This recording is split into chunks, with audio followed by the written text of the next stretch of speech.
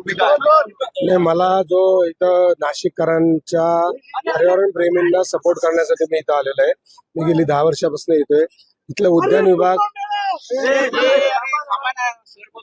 उद्यान विभाग किती फालतू वागलाय हे मला 10 वर्षापूर्वीच माहिती आहे.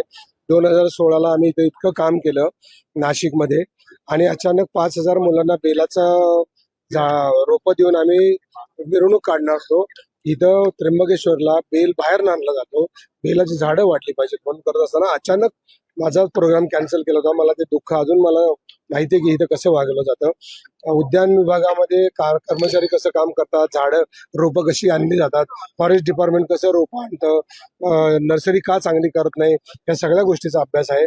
पण आता जरा जास्तच झालं म्हणून मला लोकांसमोर यावं लागलंय की बाबा इथलं एकही झाड तुटता कामा नये आणि हिडन अजेंडा तुम्ही राबवू नका. शासनाला विनंती आहे, तुम्ही शासन म्हणजे आपलीच माणसं आहेत ना, आपल्याच माणसाने आपल्यालाच फसवलं तर ती याला आपली माणसं म्हणायची का? तर अशी वेळ आली तर आम्ही विरोधात जाणार. आम्ही इथले काही झाड तुटू देणार नाही.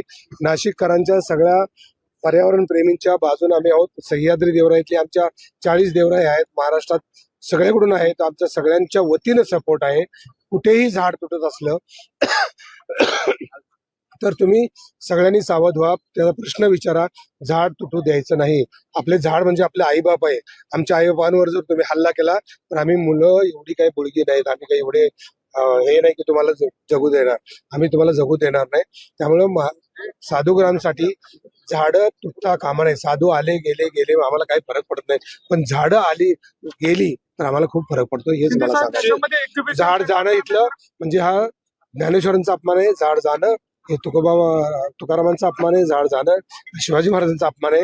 ह्या लोकांनी सांगितले तेच विचार घेऊन आपण पुढे जातो ना. प्रशासनाचं म्हणणं आहे की केवळ काही झाडं आम्ही तोडणार आहोत, सगळी झाडं तोडली जाणार नाही आणि 15,000 झाडं लावू असं गिरीश महाजन म्हणतात. नाही, हे आपण 33 कोटीपासून ऐकत आलोय. त्याचा हिशोब कधीच कोणी घेतलेला नाही आणि तो आपल्या देशात 70 वर्षापासूनचा हिशोबच घेता येत ना आपल्याला.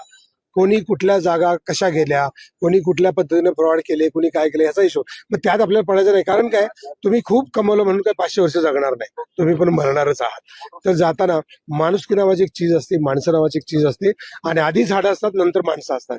त्यामुळे झाडांची बाजू आपल्याला घ्यायचीच आहे. प्रशासन एक्झिबिशन सेंटर करण्याचा घाट घालतोय अशा स्वरूपाचा दावा पर्यावरण प्रेमींनी केलेला आहे. आपल्याला काही कागदपत्र देखील त्यांनी दाखवले. आपलं याच्यावर नेमकं काय म्हणणं आहे? मला अतिशय शॉक बसला की गिरीश महाजन तुम्ही याला उत्तर द्या की मी जी आता नोटीस बघितली 14 नोव्हेंबरला टेंडर काढले आणि 33 वर्षासाठी इथं एक्झिबिशन सेंटर करणार, तर हा कुठला कुंभमेळा इथं होणार आहे त्याचं महाराष्ट्राला तुम्ही उत्तर द्या. म्हणजे मला जे दिसलं समोर त्याच्यातनं असं वाटतं की पालकमंत्री आहात तर तुम्ही याची उत्तर द्या. तुम्ही नाशिककरांचा अपमान करू नका, माणसाचा अपमान करू नका आणि झाडांचा तर अजिबातच करू नका.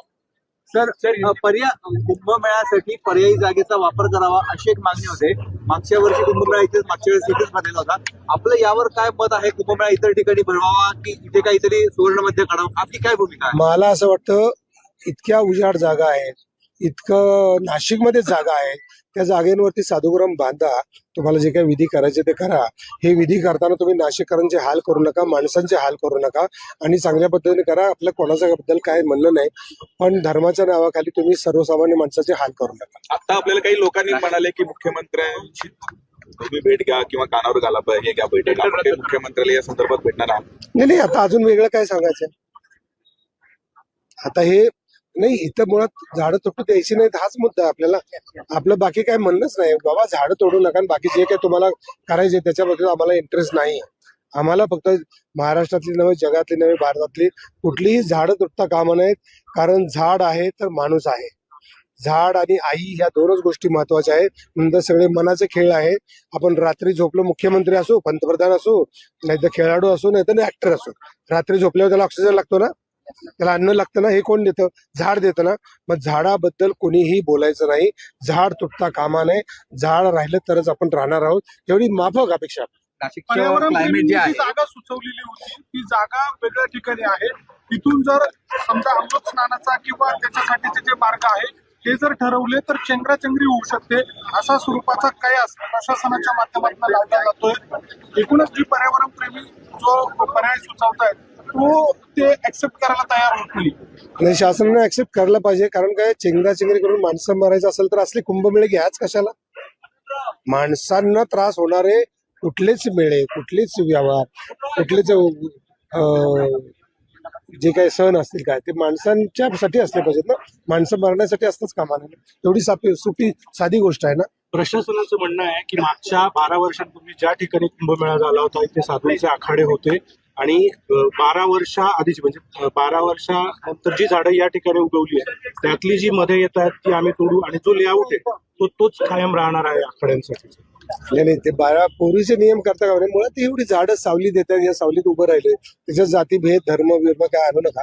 झाडं न तोडता जागा आहे तिथं बांधल्याने काय फरक पडणार आहे? काय पडणार आहे? पण ही झाडं देणार, ही सावली देतात, फळं देतात, ऑक्सिजन देतात, ह्याच्यावर पशु पक्षी राहतात, किडामुंगी राहतात, फुलपाखरं राहतात, ह्यांच्या जीवनाचा विचार नको करायला. त्यामुळे ही साधी गोष्ट आहे, झाड कुठंच तुटता कामा नये. आपली जनतेची भूमिका काय राहणार आहे? आज आपण नाशिकमध्ये आलेला आहात, प्रशासनाची भेट घेणार आहे किंवा समजा जर प्रशासनाने आपलं म्हणणं ऐकलंच नाही तर आपली भूमिका काय राहणार? ऐकणं बिण्याचा मुद्दाच नाही हो. नाशिककर जिवंत आहेत, सगळ्या नाशिककरांनी जागे व्हा.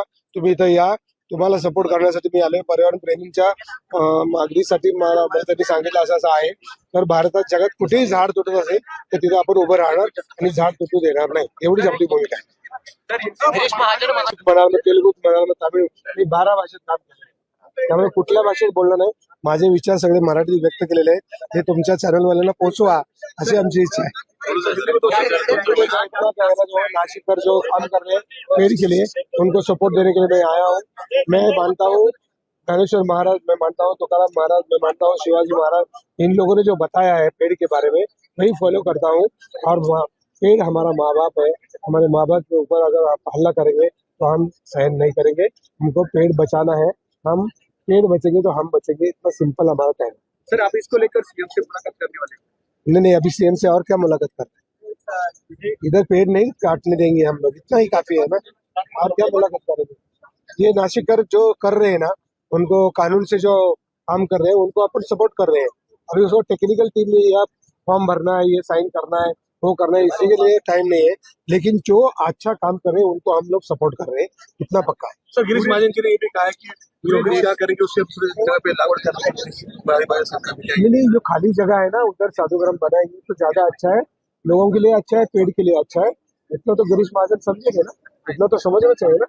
झूठ मत बोलो, लोगों को फंसाओ मत, हिडन एजेंडा मत रखो और शांति से अपना राज्य. सर लोगों को क्या आह्वान करना चाहिए? लोगों को ये कहना चाहता हूँ कि इधर एक ही पेड़ नहीं कटने दो, और ऐसा कुछ होगा तो आप इधर आइए, हम लोग सब सपोर्ट करेंगे. अपन जान दे देंगे लेकिन पेड़ नहीं कटने देंगे.